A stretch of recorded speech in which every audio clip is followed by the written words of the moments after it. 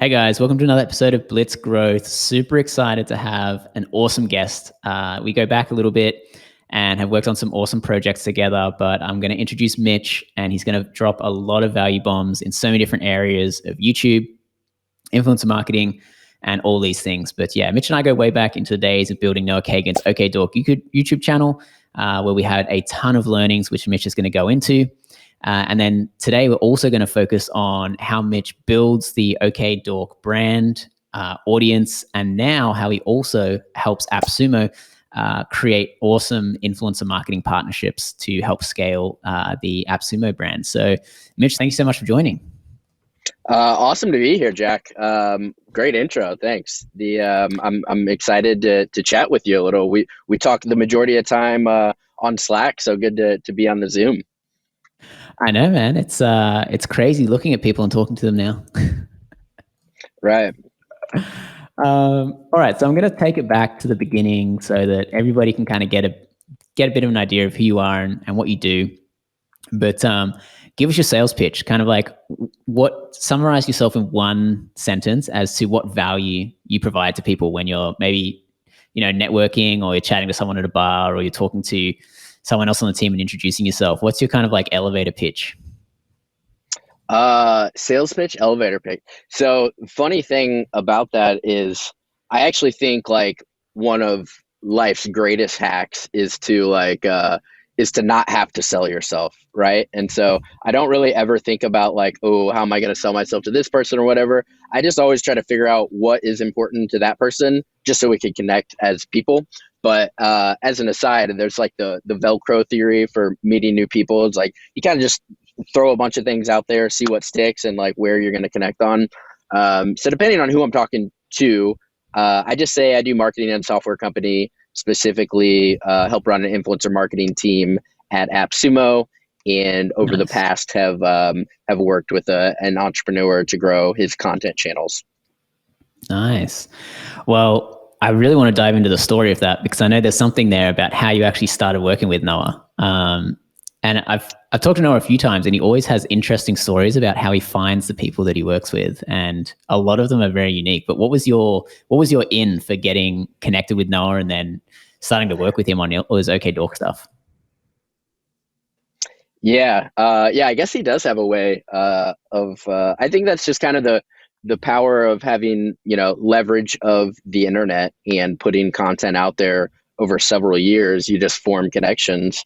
And so for me, I had listened to his podcast for a while and found myself, I lived in Chicago, then moved to Austin like 3.5 years ago and started a marketing agency. And on the side, I was just kind of volunteering, looking to give back to the community. That's always been a big part of my life. And at around the same time, I heard on the podcast, I think he was talking about his sumo charity ride. So I just hit him up and I was like, yo, if you need sponsors, would love to help out. And, I wasn't looking to, start working with him or anything. It was just sort of, he needed this thing. I liked his podcast, so made the offer. And long story short, did that. And then he offered me a job at the end of that. And at the time I was still working on the marketing agency. So respectfully declined, but we just stayed in touch. Then a few months later, he hit me back up again. And he's like, hey, what if it wasn't just overall at the company? It was like, what if you come work with me personally, help grow the YouTube channel, podcast, email list, blog, all those things. I was like, oh yeah, that sounds amazing. So that's where we started. This was like 2.5 years ago-ish. Mm-hmm. Nice.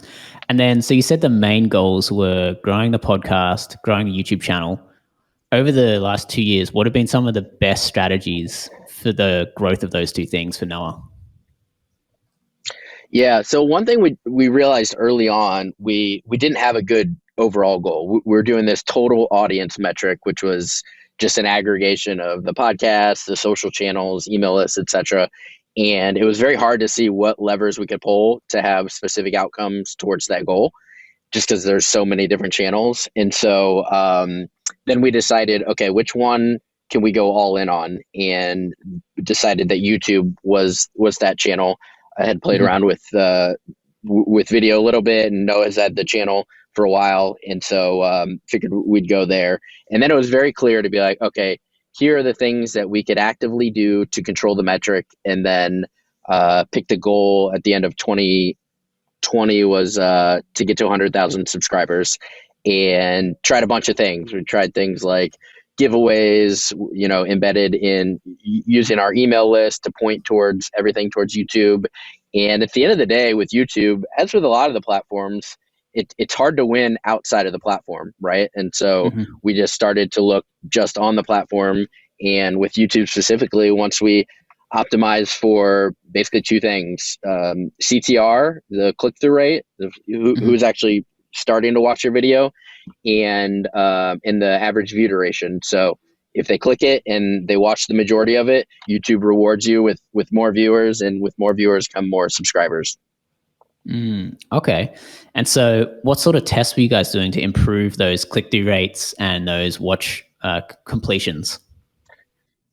Yeah. So at first we're just kind of like, oh, we'll have a video idea and just record the video. And hopefully at the end of it, we're like, okay, what should we call it? And hopefully it does, we come up with a clever title and there's good click-through rate.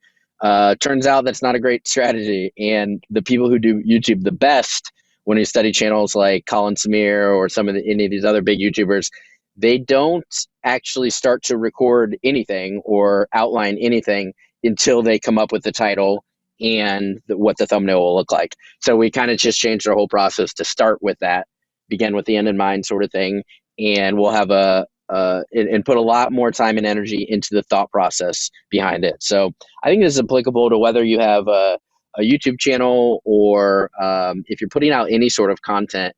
If you can't come up with an email subject that people are going to open, then what's the point of the email? If you can't come up with a blog post title that is going to catch people's eyes, then what's the point of the blog post? So we incorporated into our system. Well, one, we helped grow a team. So brought on Jeremy as the producer of the channel, and a few more video editors and a couple other people.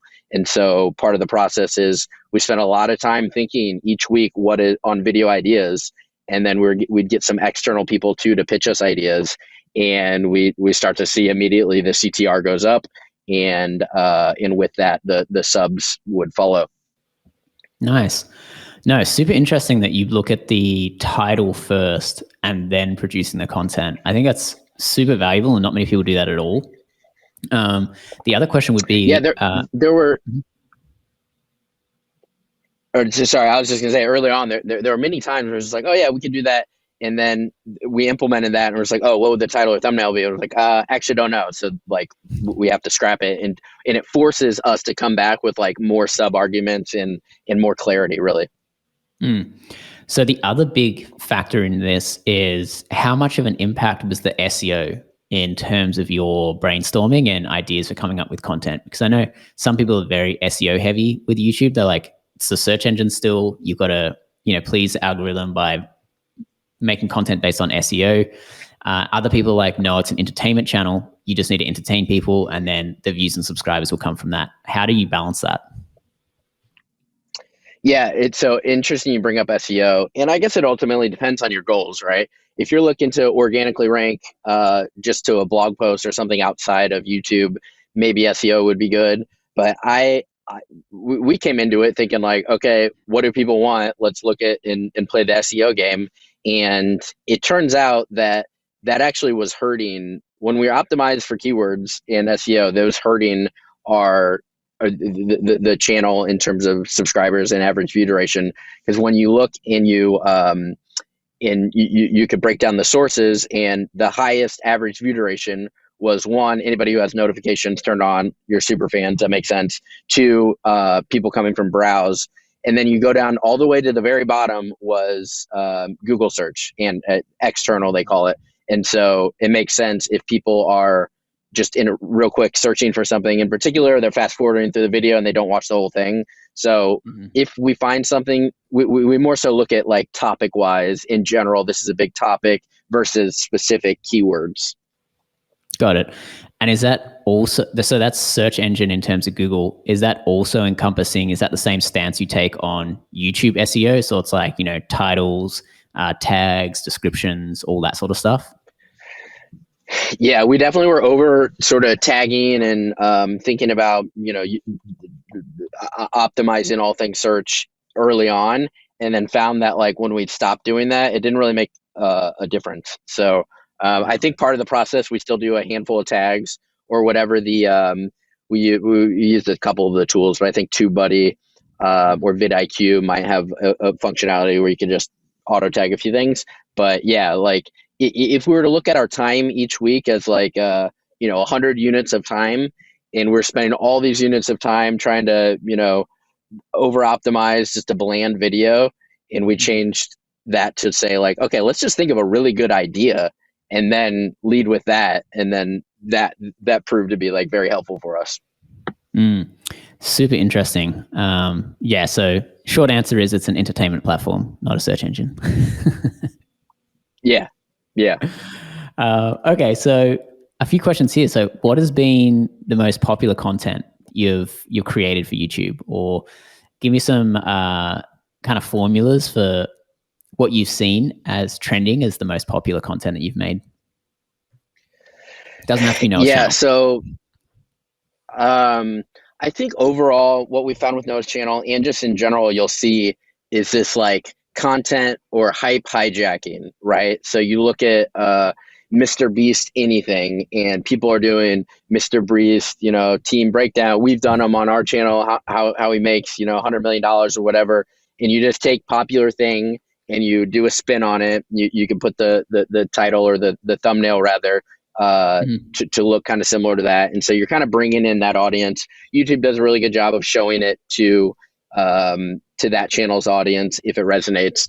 The tricky part with that is, for us, we were like, okay, that works. And then we'll do all these other YouTubers making money. But they're kind of, when you bring in that audience to watch one of our videos, then the next video we put out is, just like a generic business type video. The Mr. Beast audience is like, wait, where's the Mr. Beast stuff? And so overall it hurts your engagement rates, which I think we learned the hard way.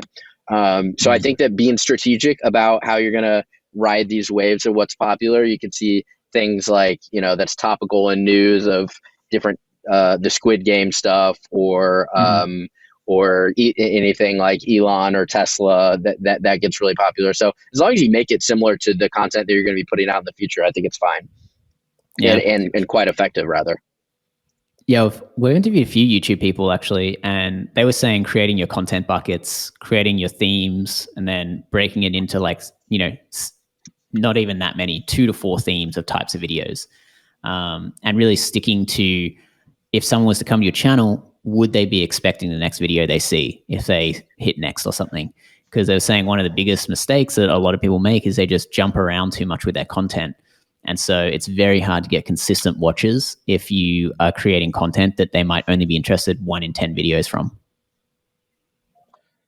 Right. And having a process to find those. So for example, when we were coming up with our content buckets, looked a lot at Graham Stephan's channel. He has really good core defined sort of themes and just repeats it. It makes it easier for him, makes it easier for the audience to know what to expect. And also, I also think this company Slidebean does a really good job of content buckets. You could check out their YouTube channel and you could just see they do these company forensics. They do these more topicals of like news sort of breakdowns. And it's good. I think it's great to draw inspiration from other channels, even better to draw inspiration from completely other industries.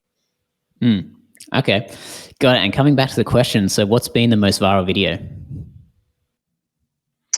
The most viral, I would say, is the when we first did there's been a couple. So when we first did the Mr. Beast money one, before a lot of people were doing that was really popular. And then when we study other channels, there's this huge channel, Yoga with Adrienne. She's got like 10 million subscribers. And, she talks about yoga stuff, and her most popular video ever is not like an intermediate or like a advanced sort of yoga breakdown. I think it's literally called Yoga for complete beginners. So it's like, oh, that's interesting. What is the equivalent to the business side of that? Like, what could we borrow from that? And so when we think about, rather than scaling your business, we think about like, okay, what if we did a video on just business ideas, just brand new business ideas? And turns out that was like one of our most popular series ever, because there's a lot more people top of funnel, as you can imagine, of like thinking about doing their business than actually looking to scale their business, especially watching YouTube, right? Yeah, I remember one of the most popular ones that we were promoting was the COVID opportunities ideas. I remember that one did really well. Yeah, we were definitely going hard on that for a while, right when that happened, and it popped. And as with the most things we've seen on YouTube, it's like there might be traction at the very beginning, and the chart looks great, but then it kind of dies off. Very few videos like last a long time. Yep. No, it's definitely hard. And then, I know one thing we were trying to focus on was, how do you use ads? But at the same time, there are a few things that you have to be aware of when growing the channel. I know we started separating out the videos between an ad video and an organic video. We're using a bunch of different ways to kind of like track the cost per subscriber, because it's not always that easy in the ad platform, because they give you very vague numbers on subscribers. But I do remember the idea ones having the lowest cost per sub. And I think the other thing was anytime that you can create something that's just pure value and just giving value and not asking for anything in return, I think that's also something that a lot of YouTubers already do it, but those ones always seem to do better than the ones where there's like an intention to sell something at the end of it, or an intention to get someone to take action on something at the end of it. Right. Yeah, I guess, have you seen with other channels or businesses them utilize YouTube ads a lot? Yep. Yeah. Much more direct response, trying to get sales and that sort of stuff, rather than grow subscribers though. I can't think of too many brands or people who have successfully grown a YouTube channel via ads in terms of subscribers. The people who are running YouTube ads, is a lot of it is more direct response, and a lot of it is brand awareness, but there is a portion that you can get direct response from it in terms of bottom of the funnel. I think it's great for bottom of the funnel and great for very top of the funnel. It's very hard in the middle, but yeah, you can reach a lot of different targets with YouTube. Like nobody uses 10% of the targeting power that YouTube offers. It's kind of like the forgotten child when everybody's talking about Facebook and then Google search ads. People don't realize the actual capabilities of the YouTube targeting, like affinity audiences, targeting channels, targeting video titles. You can get very, very granular with YouTube. Yeah, I think to your point, the direct response, where you know exactly what you're going to get, and you're about to get something, and you click here and you put this promo code in, versus just subscribe, is a lot harder. It's a lot easier of an ask when they're going to get something directly out of it. Yeah, well, I think most of the time, like the biggest issue with YouTube ads is people don't want to click off the video that they're waiting to watch. So you really got to think about that. It's like, okay, so I'm really just getting my chance to get a view through conversion. Most of it is view through conversion, because not many people are going to be like, okay, I'm going to click on this Noah Kagan video about learning how, Mr. Beast makes $1 billion a year. And then all of a sudden an ad comes up to buy a new pair of socks. Like, I'm not going to click out of that to go and buy the socks, but I might go back later after the video and go back to the website and remember I have to check out. So, you've got to think about the view through conversions and the awareness, I think, of YouTube. Click through conversions are not as common on that channel. And I think that's why a lot of people disregard it. Totally. I can see that for sure. Yeah. Okay. All right. Now switching gears a little bit, we know you've kind of progressed into a role at Appsumo, which is helping build influencer marketing partnerships and creating, pretty unique marketing campaigns around that, I would say. So let's dive into a few questions there. But starting out, how is it different now working with other influencers versus working on the OkDork channel? Do you know everything about influencers now, or are you still learning things? And what's the main difference between working on your own channels versus working with influencers and their channels? Yeah, great question. So definitely still learning a ton for sure. And but I will say it was very helpful to kind of start with attached to a channel and kind of seeing what isn't most important to the creator, what's most important, like how much they're getting hit up. Like I still get hit up, a good amount of people trying to do a sponsorship or a collab, and like you just can't do it all. So you have to make it Mhm. very compelling and at the right time, and kind of build the relationship over time. And so knowing all those things, once I start to look at like, okay, how do we build this out for Appsumo? And I started with, honestly, I looked at it through inversion. And so I thought to myself, like, okay, what is the worst way to do this? And so the worst way would be, we're like very picky with our brand, and it's like we have a bunch of things we need them to say. We go back and forth, very transactional, no relationship, and they're just one off, and they take a bunch of time. So it's like, okay, Mhm. that would kind of suck. Let's not do that. Let's do the opposite of that. And so opposite of that is taking more of like a long-term partnership approach and being like, okay, who are the either people or channels or brands that we like out there, and how can we partner with them long term? Do start with a small test, but be like, hey, here are a couple of bullet points about Appsumo. You probably already know about us or are using us, but if not, here are like a couple things that can help you talk about it. And we Mhm. trust you to talk to your audience. You know how to talk to your audience better than we do, and just go ahead and like, and go make something cool. And once we started doing that, it's like, oh, that's a way better way to do it versus, and to be fair, like sometimes we're like, oh, actually, let's definitely steer this direction versus that. But we found that it just expedites the relationship building component, which is like the whole component versus going back and forth a million times on a small detail that doesn't really matter. Yeah.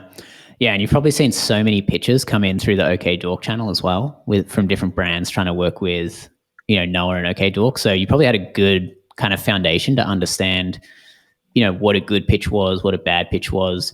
What are the top motivators, do you think, for influencers to work with brands?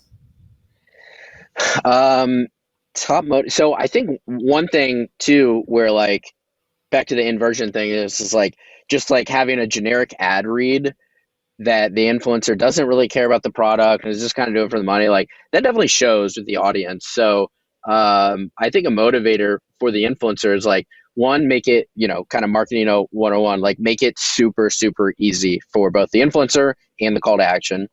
And it's better to have influencers who are like, genuinely interested in entrepreneurship and all the things that AppSumo is about. And like kind of hooking them up with things too. Like we, pretty much everyone we work with will give free credits to the store and might send them a gift, and really like just want to connect to them as people and like see if there's ways we can help like grow their business, whether it's cross promote something to our channels or help them out some way, and take that approach versus just like, yo, here's an ad. Let's get to the contract and like just try to crank out a bunch of these. Got it. And then is there anything that you've found is a massive put off? So you've been maybe working with influencers and it's just like been deal breakers. Anything that you can point out for other people, maybe trying to work with influencers that it's just like a do not do, hard stop? Um, Deadlines are always tricky. The brands always want things quicker, and the influencers want a little bit of time. And just having like a clean process of like minimizing the back and forth, and having everything that they might need in a Google Doc. Those always seem to do well. I mean, and maybe it goes without saying, for as far as just like clear things that don't work, is just like being very one sided of like, I don't think you're going to get a reply to the email if you don't put a little bit of thought into why you think the partnership will be good, right? And so it kind of gets into that thing of like, how do we scale this into all these influencers if we have to personalize every email? Well, I think like it's one of those things where you have to do the things that don't scale at first to build like the really good relationships, and really just look to see where you have a unique advantage. With ours, it was with Noah. He has a lot of these relationships, or some that I've formed over the years too.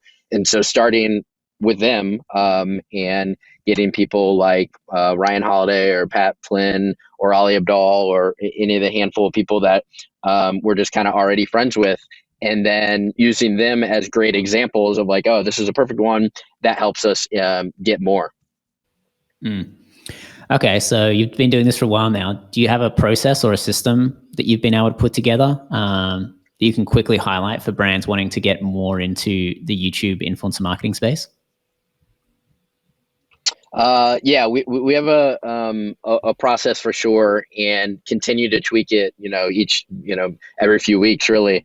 And at a high level, it's basically like, what are the steps for each campaign that we're running to go from like conversation to published and live. And basically it's,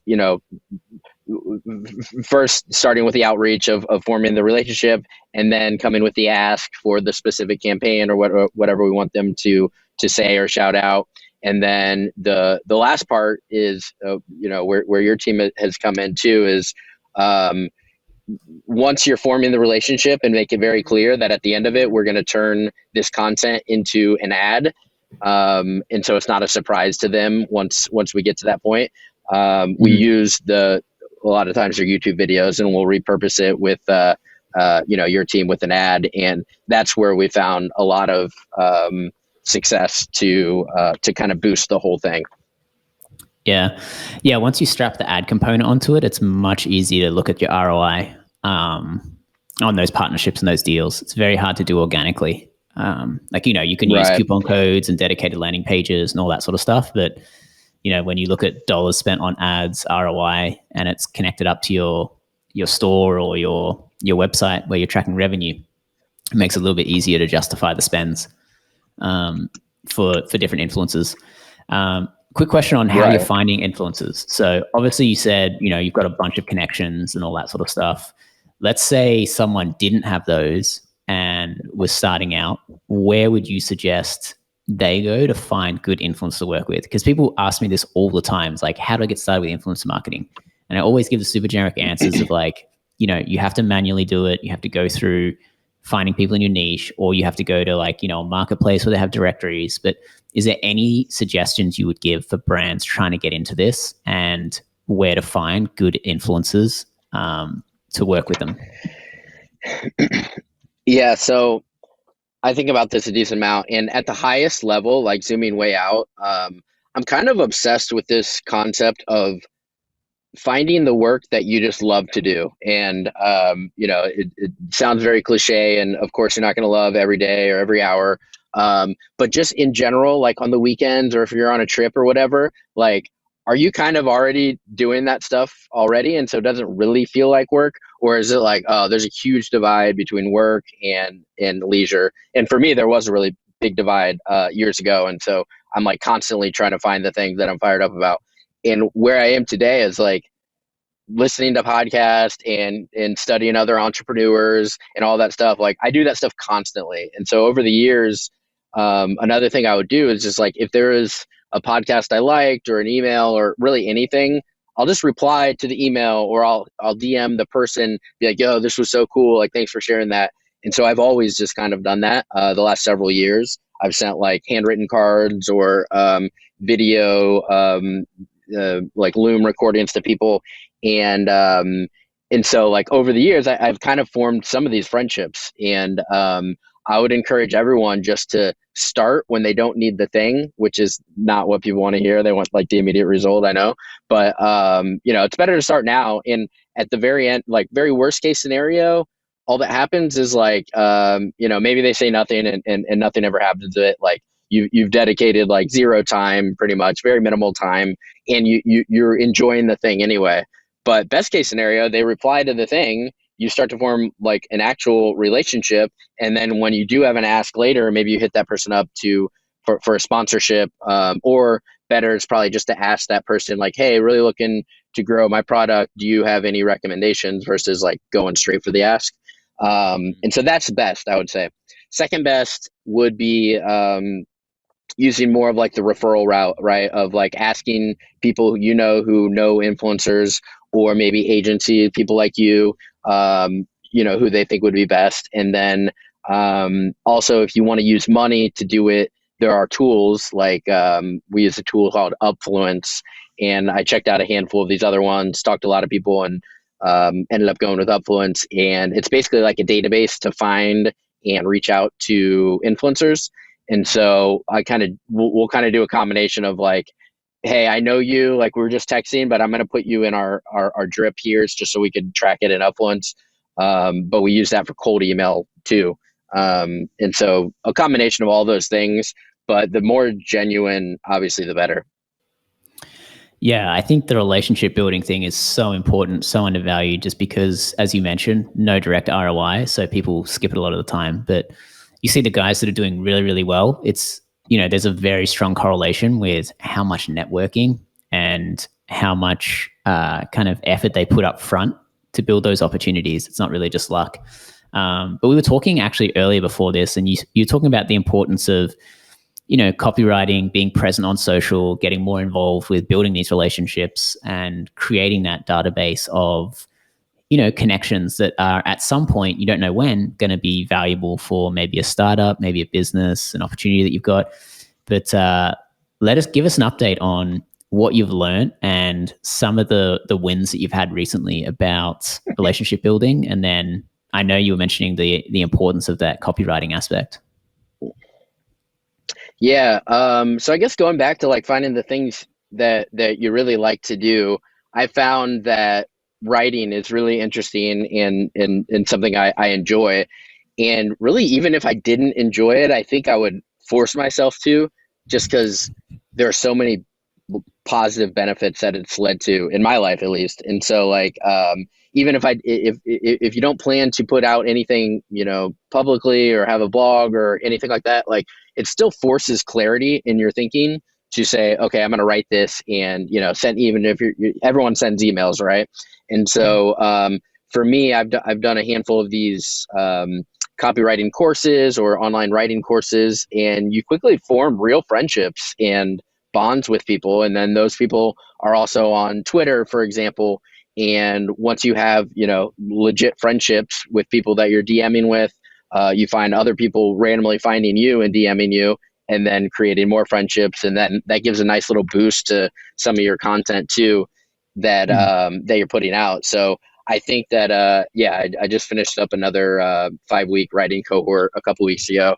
And there's a handful of us that are staying in touch and are going to do like weekly accountability type thing. So I think writing, maybe I'm over bullish on writing. I think everyone should get hyped about it too, but maybe writing is not your thing. And like, that's the beauty of the age of the internet right now. You can literally find your thing, whether it's, scaling paid ads or, painting or whatever it is. Find the group online that's doing it. And that usually leads to good things, right?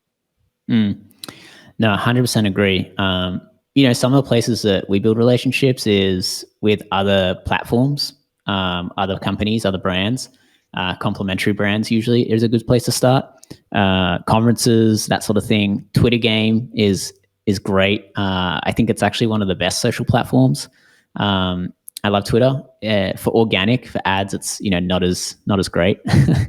But yeah, I think building those relationships are really important. As you said, it's kind of like going back to the thing of building an email list. The earlier the better. And I love your philosophy on kind of finding what you like to do, even if you weren't getting paid for it. I know I've heard it a few times, but I think as you go through doing things that you don't like, it starts to become more and more important, really.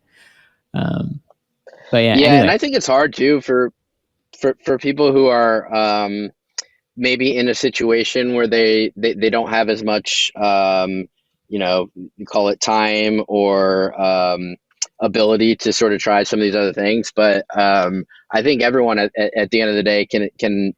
Jim Collins talks about firing small bullets before you shoot the whole cannon, right? So we all can constantly fire small bullets and like, oh, maybe I'll test this, and you don't know what you don't know. So I'm very bullish on just trying a bunch of things and having that lead to the things that you do like. Well, you are the king of testing, that's for sure. But Mitch, really appreciate having you on. if you loved this podcast episode, get started now. Send Mitch a message just saying thank you, or maybe create a great relationship out of that and some opportunities. But Mitch, give us a little bit of information where we can find you, where we can get in touch with you, what you're working on currently, anything that's exciting you right now. I continue to kind of use writing to kind of share my thoughts online. Majority of that is on Twitter, just at Mitchell Landon. It's my middle name. And my blog as well, mitchelllandon.com. And it's cool. It's really wild to have a very, very small following, but still get like very interesting DMs of people and like legit friends online. Like, I think that's the coolest. So don't be shy to say hi. And I think like it's very easy to kind of be like, oh man, the internet stuff, like we kind of missed it. I should have grown my email list, years ago or whatever. But you look at a platform like YouTube that's still taking off. So there's plenty of quality relationships to be had among other things online. So yeah, great points. And the other thing is, creating relationships with people, not platforms, is better, because people can jump from different platforms. If you tie yourself to, people can jump between different platforms.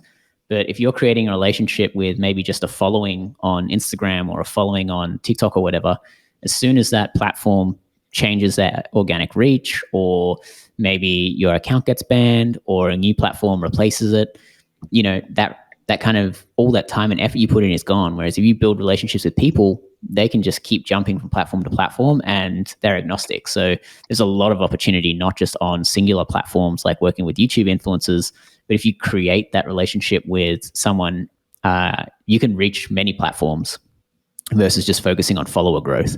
So I think brands should also consider that as well, because I know so many brands are focusing on like, I want more followers, I want more revenue, all this sort of stuff. But think about, your distribution and how you can future-proof yourself by building, personal relationships.